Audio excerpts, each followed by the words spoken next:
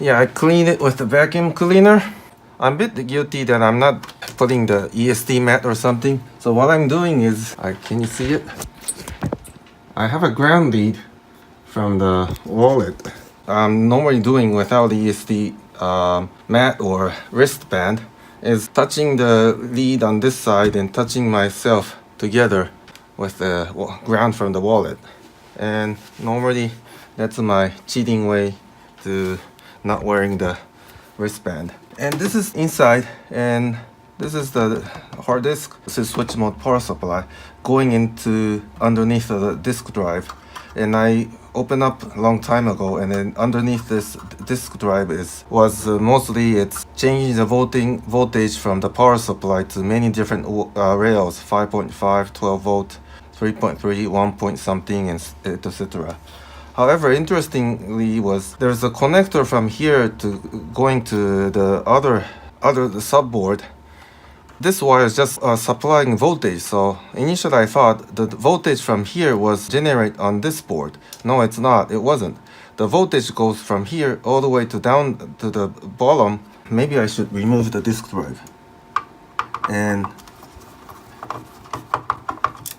then coming back on this cable on a different wire, and going back to different subboard, which I did not really understand, because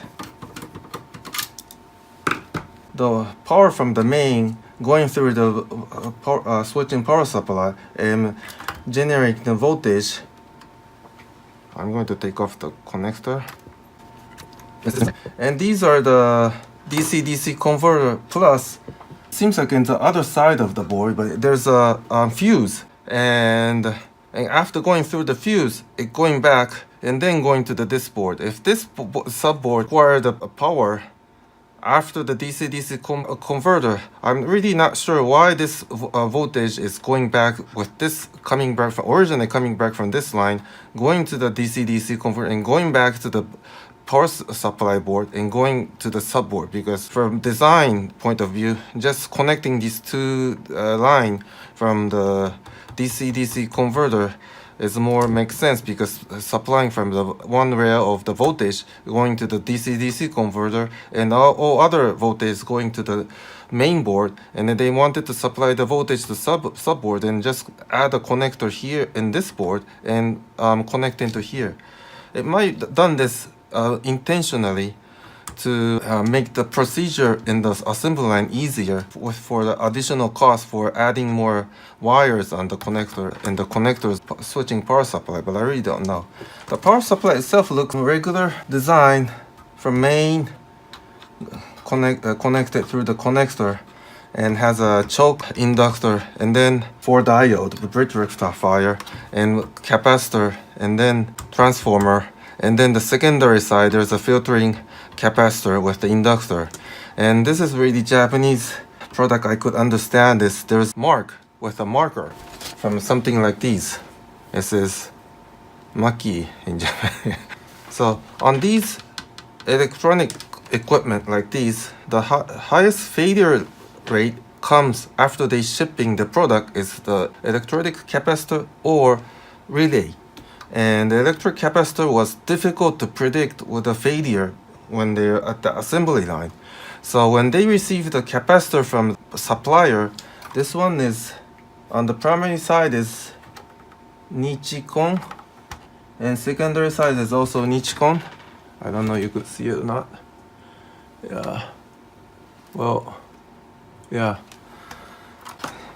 I personally like Nippon Chemicon or United Chemicon than Nichicon. Somehow Nichicon is used here. And some of them capacitor I see on the primary side is Hitachi. But I really don't know if Hitachi is making the capacitor by themselves or it's OEM by other capacitor company. So when the manufacturing company received the capacitor from the supplier, they check the capacitance and ESR. So reducing the probability of the having of short life capacitor on the board, because when the electrolytic capacitor, when it explodes sometime, If it's just leaking the liquid on the board, it's going to corrode the board and just making another failure. But sometimes if it's smoke comes out, and then the manufacturer company do not like smoke coming out from the electronic component that they have sold. It was really crucial for the manufacturing company to reduce the failure rate of the electrolytic capacitor on their product. So when they received the capacitor from the supplier, they were checking the capacitance and ESR and plus leakage. To remove the capacitor, it might failure in the product with short times, which is really difficult to predict.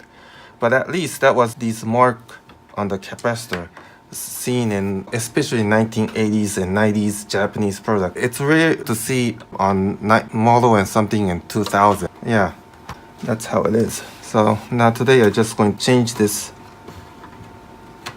BD drive, and it seems like it's connected with 4 screws.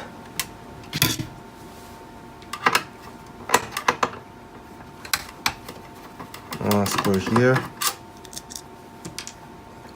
another one here. Well,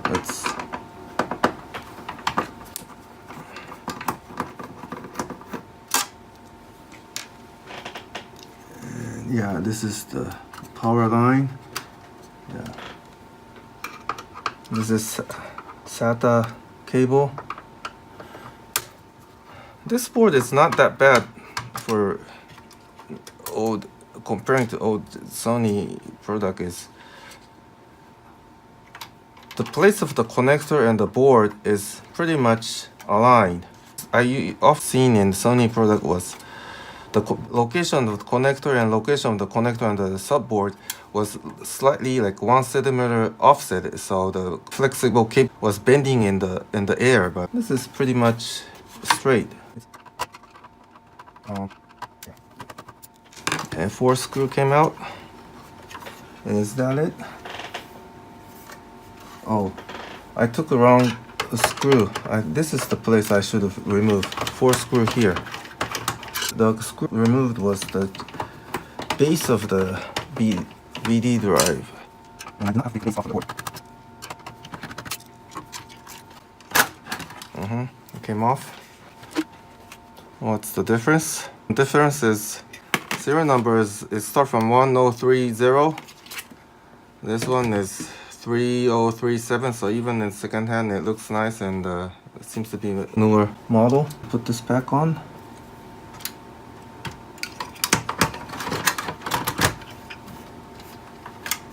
Oops.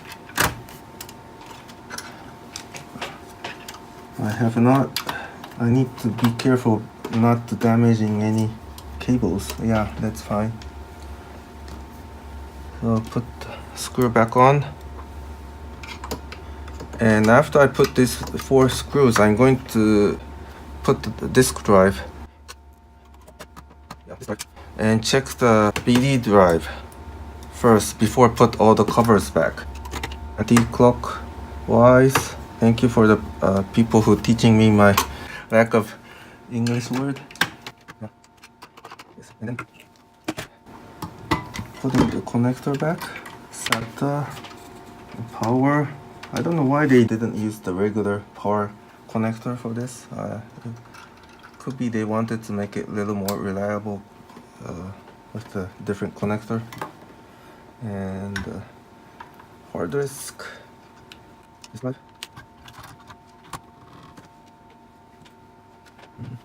This was the screw for the disk drive.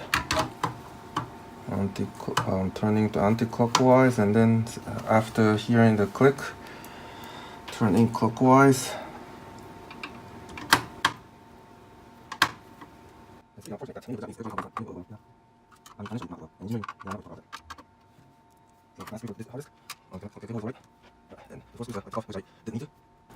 By the way, I use this round shape of the screw.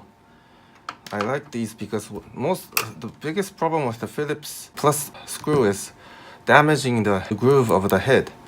And this round handle driver is easy pushing the force and reducing my my mistake of damaging the groove of the screw.